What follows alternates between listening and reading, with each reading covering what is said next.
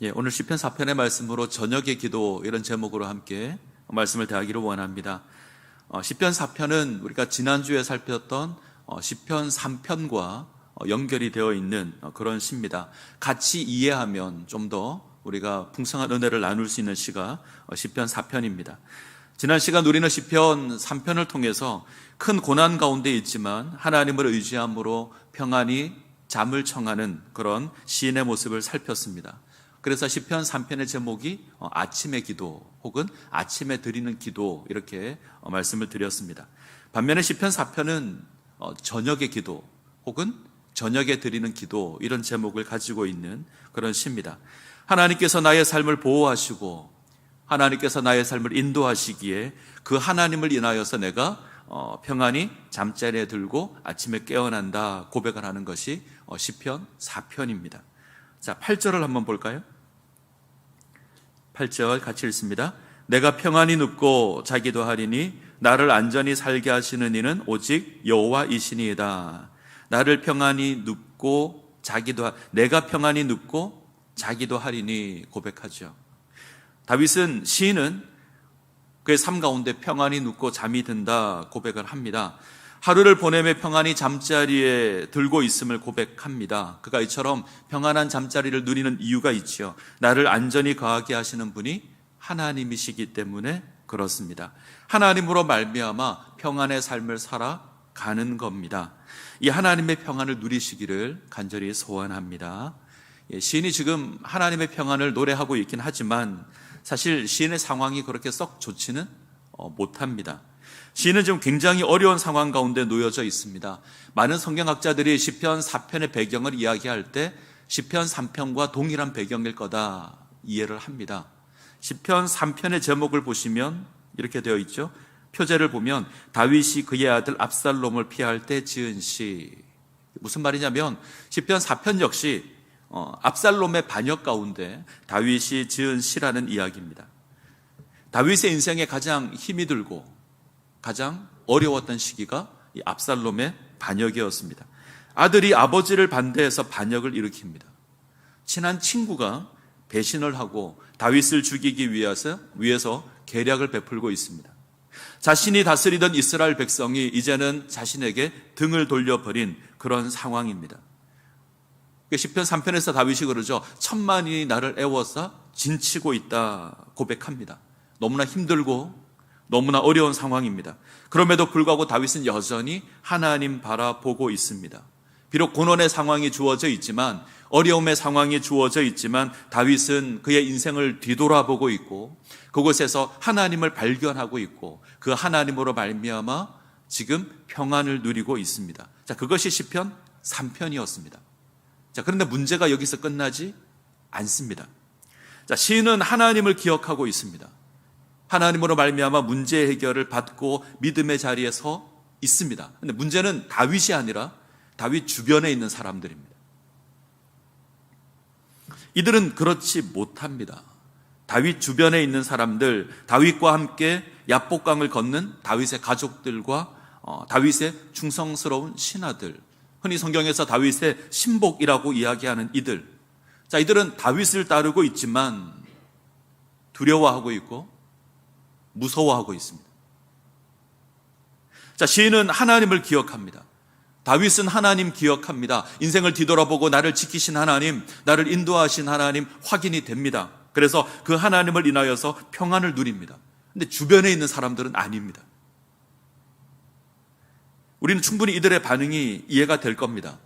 아들이 아버지를 반역했습니다.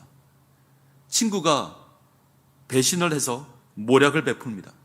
모든 백성이 다윗을 버리고 압살롬을 새로운 왕으로 섬깁니다. 반란이 일어났다는 소식을 듣고 한번 대항해 보지도 못하고 짐을 싸서 예루살렘 성을 나왔습니다. 도망하기에 급급한 상황입니다. 이러한 상황에서 자신들이 다윗을 따르고 있지만 불안하기 그지없죠.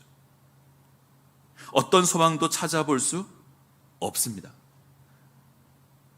자, 지금 우리는 두 부류의 사람을 봅니다. 하나는 고난 가운데 하나님을 의지함으로 평안을 누리는 사람입니다. 그는 평안하게 잠을 자고 새로운 아침을 맞이합니다. 결코 잠들 수 없는 밤에 평안히 잠을 자고 아침에 깨어나는 사람입니다. 또 한 사람은 고난 가운데 염려하고 두려워하여서 이 평안을 누리지 못하는 사람입니다. 자, 이 두 부류의 사람이 있죠. 다윗은 천만인이 애워싸는 고난 가운데 있습니다. 아들이 반역했고 친구가 배신하고 이스라엘 백성들이 자신을 저버리는 그런 상황 가운데 있습니다. 그러나 과거의 하나님, 나를 구원하시고 나를 인도하시고 지키셨고 이스라엘 왕으로 세우신 하나님, 그 하나님 기억함으로 문제를 넘어서고 있습니다. 문제를 바라보는 것이 아니라 문제를 다루시는 하나님을 바라보는 겁니다. 그리고 염려하기를 멈추죠. 자, 이 다윗의 고백을 한번 들어볼까요? 자, 사편 1절입니다. 1절 같이 읽겠습니다. 내 의의 하나님이여 내가 부를 때에 응답하소서. 곤란 중에 나를 너그럽게 하셨사오니 내게 은혜를 베푸사 나의 기도를 들으소서. 자, 우리가 보고 있는 1절은 기도문이죠. 그러나 원문은 기도문으로 해석하면 조금 어색합니다. 신앙 고백으로 해석하는 게 좀 더 좋습니다. 하나님을 향한 신앙 고백, 이렇게 해석하면 좋을 것 같습니다. 내가 부르짖을 때 나의 구원의 하나님께서 응답해 주셨습니다. 내가 공궁에 빠졌을 때 내게 벗어날 기회를 주셨고 내게 은혜를 베푸셨고 나의 기도를 들어주셨습니다. 다윗의 고백입니다.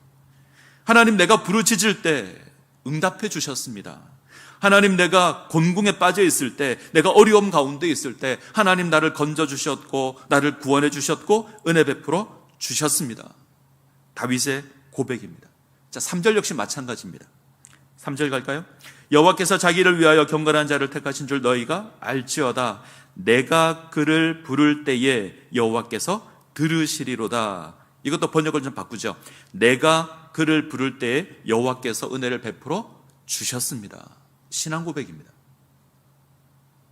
여호와께서 나에게 놀라운 은혜를 베풀어 주셨습니다라는 고백입니다. 시인은 과거를 돌아보며 하나님께서 베풀어 주신 은혜를 바라봅니다. 고난의 때 뒤를 돌아보셔야 합니다. 그러면 하나님이 확인이 될 겁니다. 자, 뒤를 돌아본다는 건 너무나 중요합니다. 과거를 기억한다는 것, 하나님께서 나의 인생을 어떻게 인도해 오셨는가 확인하는 겁니다. 하나님께서 나를 구원하셨음을, 내가 고난당할 때 나를 지키시고 건져내셨음을, 나의 삶을 인도하셨음을 확인하는 것이 뒤를 돌아보는 겁니다. 자, 다윗이 이것을 하죠. 과거에 하나님께서 보이셨던 놀라운 역사를 기억합니다. 그리고 그 하나님이 지금도 나와 함께 하신다. 지금 내가 당하고 있는 이 문제도 하나님께서 해결하실 것이다. 이 사실을 확인합니다. 이것으로 고난을 넘어서는 겁니다. 고난 가운데 있지만 의젓할 수 있습니다. 고난 가운데 있지만 평안히 잠을 잘 수 있습니다. 이게 다윗입니다. 자, 다윗은 이것이 됩니다. 뒤를 돌아봄으로 고난의 상황을 넘어섭니다. 근데 다윗 주변의 사람들은 이게 잘 안 됩니다. 그들은 자신들에게 주어진 고난을 인해서 원망하죠. 불평합니다. 그들은 절망과 불안 가운데 있습니다. 그래서 이들을 향한 고백이 2절입니다. 2절 볼까요? 인생들아 어느 때까지 나의 영광을 바꾸어 욕되게 하며 헛된 일을 좋아하고 거짓을 구하려는가? 자, 이들은 다윗의 신앙 고백에 동참하지 못하고 있습니다. 그들은 문제를 보고 있습니다. 문제를 다루는 하나님을 바라보는 것이 아닙니다. 문제를 바라봅니다. 그래서 불평하고 불안해합니다. 과거에 평안했던 시절을 기억하죠. 똑같이 뒤를 돌아보지만 그들은 자신들이 평안했던 시절들을 기억합니다. 그것으로 두려워합니다. 헛된 것을 좋아하고 여전히 그것을 추구하고 있습니다. 때문에 고난을 넘어서지 못하죠. 다윗은 뒤를 돌아보고 하나님 발견하지만 이들은 뒤를 돌아보고 자기들이 평안했던 때를 기억합니다. 그리고 불안해하고 원망합니다. 그들이 섬기는 다윗은 지금 예루살렘에서 쫓겨났습니다. 그들의 눈에 비친 다윗은 아무런 희망이 없어 보입니다. 버림당한 아버지였고 버림당한 친구였고 버림당한 왕이었습니다. 수치로 얼굴을 가리고 맨발로 울면서 감람산을 올라갑니다. 다윗의 원수가 나와서 노골적으로 비루한 자여 비루한 자여 가거라 가거라 저주합니다. 지금 이 순간도 원수들이 모여서 다윗을 죽이고자 계략을 세우고 있습니다. 절박한 위급한 상황입니다. 불안할 수밖에 없죠. 아마 다윗을 원망할 수도 있을 겁니다. 왜 우리가 다윗 때문에 이 고난을, 이 고생을 해야 하는가, 이런 생각도 들었을 겁니다. 많은 사람들이 원망하고 불평하고 그랬습니다. 우리 가운데 아무런 소망이 없다 탄식하는 자도 있었을 겁니다. 심지어 차라리 압살롬을 따를 걸, 이런 생각하는 사람도 있었을 겁니다. 자, 6절 볼까요? 여러 사람의 말이 우리에게 선을 보일 자 누구뇨 하오니 여호와여 주의 얼굴을 들어 우리에게 비추소서. 우리에게 좋은 것 보여줄 사가 누구냐? 누가 우리에게 좋은 것을 다시 회복칠 수 있느냐? 그 누가 우리에게 좋은 것을 허락해 주겠는가? 지금 우리는 아무런 소망도 없다. 모든 것이 끝났다. 아무것도 없다. 사람들의 고백입니다. 탄식이죠. 자, 이런 자들을 향해서 다윗이 고백하는 것이 시편 4편입니다. 다윗은 이들 향해서 너희가 어느 때까지 어리석은 모습을 하고 있겠느냐 책망합니다. 자, 2절 같이 읽겠습니다. 2절입니다. 같이 읽죠. 인생들아 어느 때까지 나의 영광을 바꾸어 욕되게 하며 헛된 일을 좋아하고 거짓을 구하려는가. 우리가 주목해야 될 표현이 있습니다. 어느 때까지. 인생들아 어느 때까지 나의 영광을 바꿔 욕되게 하며 헛된 일을 좋아하고 거짓을 구하겠는가? 어느 때까지 나의 영광을 욕되게 하겠는가? 어느 때까지 무가치하고 헛된 소리를 하겠는가? 어느 때까지 믿을 수 없는 그런 소리를 짓거리겠는가? 다윗이 강력하게 항의합니다. 그쳐야 될 소리입니다. 사라져야 될 원망과 불평입니다. 하나님을 바라본다면 내뱉지 말아야 될 고백들입니다. 때문에 강력하게 항의합니다. 어느 때까지. 시인이 우리를 향해서 내뱉는 소리이기도 합니다. 세상 속에서 의지와 소망을 잃어버리고 허덕이는 우리에게 시인이 내뱉는 고백이 이겁니다. 어느 때까지, 언제까지. 너무나 많은 근심과 원망과 탄식으로 살아가는 우리를 향해서 시인이 고백하는 것이 이겁니다. 어느 때까지 그러겠느냐? 언제까지 그러겠느냐? 하나님의 부르심 가운데 응답하지 못하고 끊임없이 세상과 타협하는 우리를 향해서 시인이 탄식하는 고백이 이겁니다. 어느 때까지. 비판의 소리를 일삼고 하나님의 역사를 거역하고 여전히 물음표를 지니고 있는 그런 우리를 향해서 시인이 선언하는 소리가 이겁니다. 어느 때까지. 언제까지. 너희가 언제까지 그러고 있겠느냐? 언제까지 하나님의 영광을 욕되게 하겠느냐? 언제까지 헛된 소리를 일삼고 언제까지 믿을 수 없는 소리를 짓거리겠느냐? 다윗의 고백이 허사로 들리십니까? 헛된 기백으로 들리십니까? 천만인이 애워싸고 있는데, 천만인이 애워싸고 다윗을 죽이려고 하고 있는데 이 다윗의 고백이 어리석어 보이십니까? 아닙니다. 다윗은 믿음의 고백을 하는 겁니다. 자신의 인생을 뒤돌아보고 하나님을 확인했기에 그가 담대히 고백할 수 있는 겁니다. 4절. 너희는 떨며 범죄하지 말지어다. 자리에 누워 심중에 말하고 잠잠할지어다. 무서워하지 말라는 거죠. 어리석은 고백을 그치라는 겁니다. 하나님을 향해서 불평과 원망을 자아내는 그런 죄 짓는 일을 멈추라는 겁니다. 이제 잠자리에 누워서 마음으로 반성하라는 겁니다. 결단코 어리석은 모습을 지니지 말라는 겁니다. 저의 고백을 해서 좀 죄송합니다. 제가 지금 48년째, 49년째 인생을 살고 있습니다. 작고 연약한 인생이지만 죄송합니다. 고난 이야기를 하면 좀 지고 싶은 생각이 별로 없습니다. 흔히 많이 하는 얘기들이 있죠. 학교 다닐 때 등록금 준비하지 못해서 허덕였던 적도 있습니다. 등록 하루 마감 전에 돈을 빌려 등록한 적도 있습니다. 책 살 돈이 없어서 밥을 굶고 다닌 적도 허다했고요. 사랑하는 사람을 눈앞에서 잃었던 적도 있습니다. 하나님께 소리도 지르고 반항도 하고 그랬습니다. 전세 보증금 날렸던 적도 있고요. 어머니께서 암 진단을 받고 투병 생활을 한 적도 있습니다. 결혼한 지 한 1년 정도 지났는데 저희 아내가 횡단보도를 지나다가 차에 치였습니다. 한 5, 6m 공중에 붕 떴다가 떨어졌는데 사람들은 죽은 줄 알았답니다. 머리끝부터 발끝까지 다쳤습니다. 6개월 이상 거의 1년 가까이 병원에 있었습니다. 다른 것보다 의사가 그러대요. 아이를 가지기 힘들 거다. 자궁을 좀 다쳤습니다. 끝없는 유산 끝에 손가락 발가락 다 셀 정도의 유산을 경험을 하고 7년 만에 아이를 얻었는데 조산으로 잃었습니다. 그리고 8년째 태어난 아이가 지금 저희 집 큰딸입니다. 살아가는 것이 결코 간단하지 않더라고요. 웬만한 일은 다 경험했던 것 같습니다. 아마 인생을 푸념하고 하소연한다면 별로 뒤질 생각은 없습니다. 하도 당한 게 많아서 이제는 좀 겁을 상실할 정도까지 왔습니다. 한참 힘이 들 때 저희 아내가 제게 그랬습니다. 몸은 힘들고 삶은 어려움으로 가득한데 그래도 돌이켜보면 하나님께 드릴 감사가 더 많아서 행복하다. 저는 제 아내가 저보다 믿음 좋은지 그때 처음 알았습니다. 그랬습니다. 뒤돌아보니 감사할 것이 많았습니다. 순간순간 너무 힘들었거든요. 앞이 보이지 않는 캄캄함이 참으로 많았습니다. 근데 뒤돌아보니 감사할 것이 훨씬 더 많았습니다.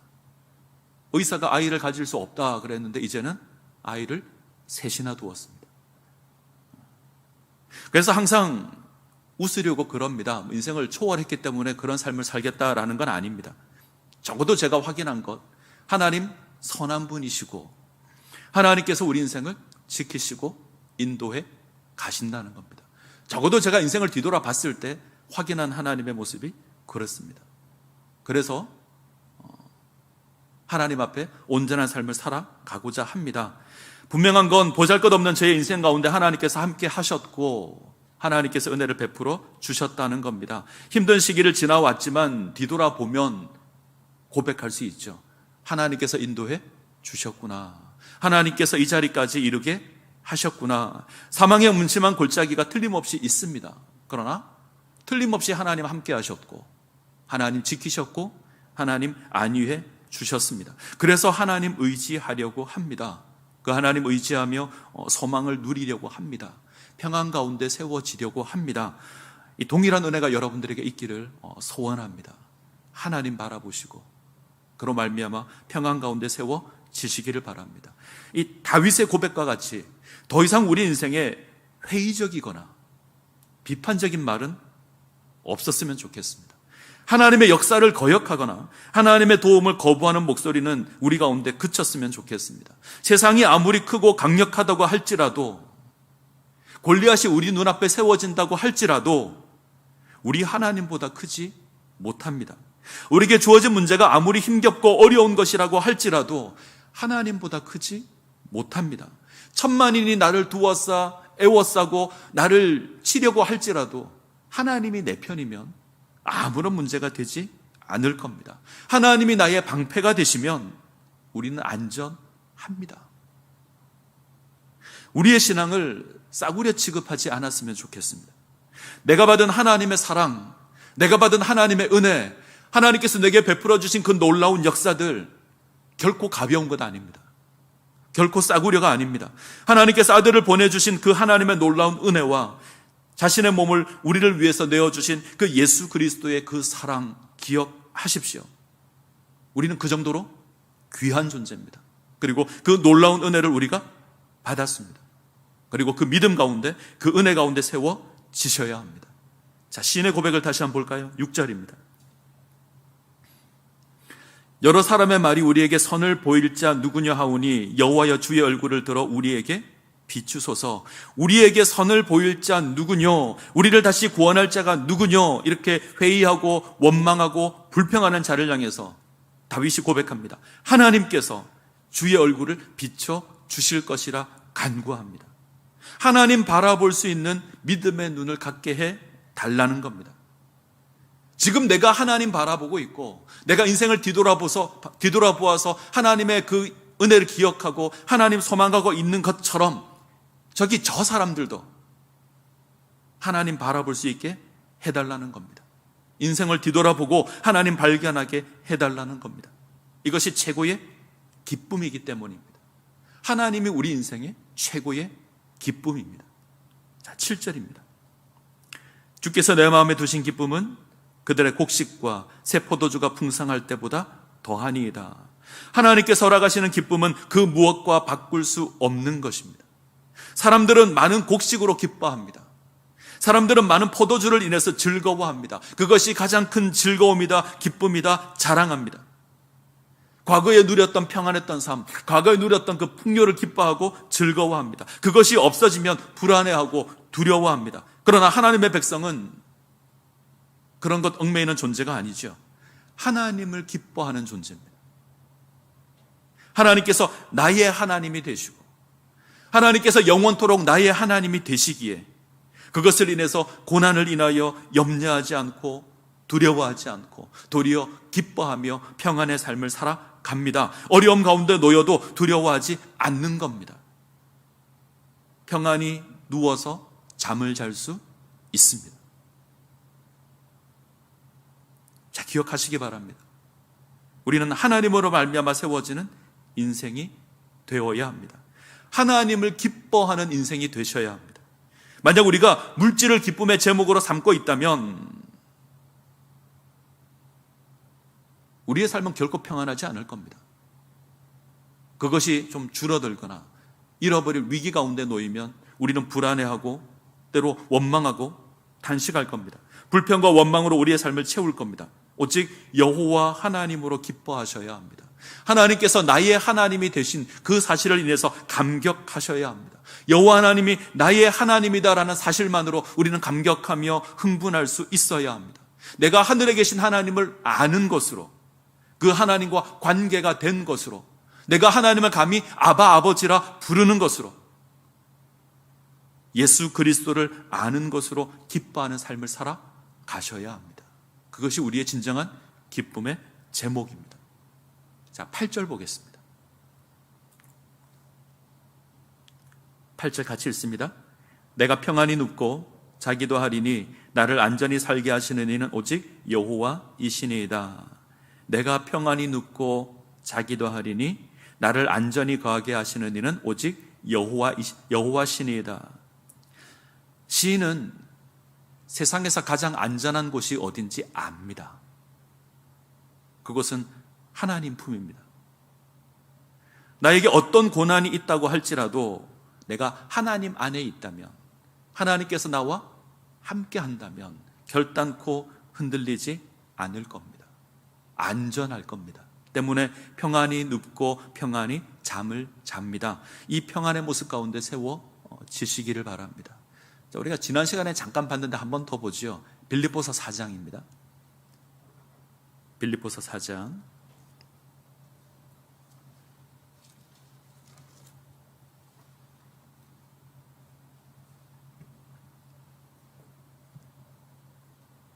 조금 앞쪽부터 볼까요? 4절부터 보겠습니다. 빌립보서 4장 4절에서 7절. 빌립보서 4장 4절에서 7절. 자, 같이 읽겠습니다. 주 안에서 항상 기뻐하라. 내가 다시 말하노니 기뻐하라. 너희 관용을 모든 사람에게 알게 하라. 주께서 가까우시니라. 아무것도 염려하지 말고 다만 모든 일에 기도와 간구로 너희 구할 것을 감사함으로 하나님께 아뢰라. 그리하면 모든 지각에 뛰어난 하나님의 평강이 그리스도 예수 안에서 너희 마음과 생각을 지키시리라. 자, 바울이 빌립보서를 마무리하면서, 빌립보에 보내는 이 편지를 마무리하면서 하나님의 평안을 누리는 방법 이제 교훈을 합니다. 이제 한 4가지 정도 되는데, 첫 번째가 4절이죠. 주 안에서 항상 기뻐하라. 빌립보 교회는 지금 고난의 상황 가운데 있습니다. 바깥에서는 핍박이 주어지고 있고 내부적으로는 분열이 일어났습니다. 다툼이 일어났습니다. 좀 어려운 가운데 있지만 바울이 끊임없이 빌립보 교회를 향해서 고백하는 건 기뻐하라는 거죠. 이 4장밖에 되지 않은 이 짧은 성경 가운데 기뻐하라는 말이 16번이나 나옵니다. 고난 가운데 기뻐하라 이야기하죠. 자, 두 번째는 너희 관용을 모든 사람에게 알게 하라. 너희 자비를, 너희의 너그러움을 다른 사람들에게 알게 하라. 사랑을 베풀라, 이런 말입니다. 자, 이렇게 행하는 이유가 있습니다. 5절 뒤에 주께서 가까우시니라. 하나님께서 가깝기 때문에 이런 삶을 살아야 하죠. 자, 두 가지 의미가 있죠. 하나님의 구원의 때가 가깝습니다. 하나님께서 우리를 건질 때가 가깝습니다. 그래서 기뻐하고 자비의 삶을 살아야 합니다. 자, 또 한 가지 이유가 있는데, 하나님께서 공간적으로 가깝습니다. 우리와 함께 하십니다. 그래서 기뻐하고 자비를 베풀어야 합니다. 이 두 번째 원칙이고요. 자, 세 번째 평안을 누리는 방법은 아무것도 염려하지 않는 겁니다. 걱정하기를 멈추는 겁니다. 왜 그렇죠? 내가 믿는 하나님이 내가 당하는 그 어떤 고난보다 크고 모든 것을 해결할 능력의 하나님이시기 때문에 우리는 걱정하기를 멈춰야 합니다. 자, 그리고 네 번째 비결이 감사함으로 하나님께 구하는 거죠. 기도하는 겁니다. 어려운 일을 당할 때 염려하기를 멈추고 뒤를 돌아보는 겁니다. 자, 감사한다 말씀드렸죠. 본래적인 의미는 뒤돌아보다, 이런 의미입니다. 뒤를 돌아보아서 하나님의 보호하심과 인도하심을 확인하라는 겁니다. 그게 확인이 되면 그 하나님이 지금도 나와 함께 하신다는 것이 확인이 됩니다. 이 확인 가운데, 이 확신 가운데 기도하는 것이 감사함으로 기도하는 겁니다. 우리는 뒤를 돌아보아 하나님의 보호하심과 인도하심을 확인함으로 오늘의 상황을 넘어설 수 있어야 합니다. 우리가 고난의 상황에서 하나님을 의지하고 바라본다면 하나님의 평강이 그리스도 예수 안에서 우리의 마음과 생각을 지키실 겁니다. 모든 지각에 뛰어나신 하나님께서 그렇게 하십니다. 자, 모든 지각에 뛰어난 하나님, 문자적으로 해석한다면 모든 것을 알고 계신 하나님, 본래적인 의미는 인간의 이해를 넘어서는 하나님, 우리가 생각하는 것보다 훨씬 크신 하나님. 인간적인 생각으로 고난을 바라보면 염려할 수밖에 없지요. 불안할 수밖에 없습니다. 그 어디에도 답이 없을 겁니다. 평안을 누릴 수 없습니다. 그러나 하나님, 우리의 생각을 뛰어넘으시는 하나님이십니다. 그분이 우리 인생을 통해서 놀라운 역사를 이루어 가실 겁니다. 이 하나님 의지한다면 하나님께서 우리가 하나님 안에서 참된 평안을 누릴 수 있습니다. 자, 뒤를 돌아보셔야 합니다. 그것으로 하나님 확인하셔야 합니다. 나의 삶을 인도하고 붙드시는 하나님 확인하셔야 합니다. 그러면 문제를 넘어설 수 있습니다. 자, 뒤를 돌아보셨다면, 자, 이제는 옆을 보셔야 합니다. 우리 옆에서 힘겨워하는 우리의 가족들, 우리의 지체들 보셔야 합니다. 아직 하나님을 온전히 바라볼 수 없어서, 아직 하나님 기억할 수 없어서 여전히 불안해하며 한숨 쉬고 있는 우리의 이웃을 보셔야 합니다. 여전히 마음 아파하고 속상해하는 우리의 지체들을 보셔야 합니다. 그들을 붙들어 주셔야 합니다. 그들은 끊임없이 외칠 겁니다. 우리에게 선한 것을 보일 자가 누구냐? 우리에게 소망이 있느냐? 누가 우리를 건져 주겠느냐? 이때 우리는 그들에게 고백해야 합니다. 하나님께서 당신의 얼굴을 비추실 것이다. 하나님께서 우리를 건져 주실 것이다. 하나님께서 우리를 회복시켜 주실 것이다. 고백해야 됩니다. 세상이 주는 기쁨이 아니라 하나님을 아는 기쁨이 무엇인지 가르쳐 주어야 합니다. 신앙이 아름다운 건 함께 할 수 있기 때문에 그렇습니다. 우린 언제나 서로 돌아보아서 우리 가운데 믿음이 연약하여서 넘어지는 자가 있는지 살펴보아야 합니다. 원망하고 불평하는 자가 있는지 살펴야 합니다. 그리고 함께 은혜를 나누어야 합니다. 그리고 함께 하나님 앞에 세워 주셔야 합니다. 이것이 신앙생활입니다. 아직 오늘이라 일컫는 동안에 피차 권면하여서 우리 가운데 누구든지 죄의 유혹으로 말미암아 완고하게 되는 일이 없도록 우리는 권면해야 합니다. 자, 말씀을 맺죠. 뒤를 돌아보십시오. 뒤를 돌아보아서 나의 삶을 인도하시고 역사하시는 분이 하나님이라는 것 확인하십시오. 그리고 문제를 넘어 서시기 바랍니다. 고난 가운데 있다면 뒤를 돌아보심으로 하나님 확인하시고 이 고난의 문제를 넘어 서시기 바랍니다. 자, 이것이 가능하다면 이제는 옆을 바라보십시오. 여전히 고난 가운데 하나님을 발견하지 못하고 두려움과 원망 가운데 있는 우리 형제들이 있다면, 우리 지체가 있다면 살피셔야 합니다. 저들로 하여금 하나님을 확인하도록, 하나님을 아는 기쁨이 무엇인지 깨닫게 할 수 있어야 합니다. 모든 지각에 뛰어난 그 하나님의 역사하심을 알게 하여서 하나님의 평안 가운데 세워지도록 하셔야 합니다. 그럴 때 우리 모두가 평안히 눕고 자는 평안의 복을 누리게 될 겁니다. 저는 우리 창신제일교회 가운데 이러한 은혜가 넘치기를 소원합니다. 고난의 시간을 걸어왔고 어려움의 상황들을 지나가고 있습니다. 뒤돌아보십시오. 돌아보아서 하나님께서 우리 가운데 역사하셨던 그 기억들 확인하시고, 그 하나님이 여전히 우리와 함께한다는 것 확인하시고, 그 하나님 바라보시기를 바랍니다. 하나님 놀라운 역사를 베풀어 주실 겁니다. 특별히 아직 두려움 가운데 있는, 아직 고통 가운데 있는 우리 지체가 있다면 돌아보시고 권면해 주시고 함께 하나님의 은혜 가운데 세워질 수 있도록 힘써 주실 것을 부탁을 드립니다. 그로 말미암아 우리 모두가 하나님께서 베푸시는 놀라운 역사 가운데 평안을 누리는 그 모습 가운데 세워질 수 있기를 간절히 소원합니다.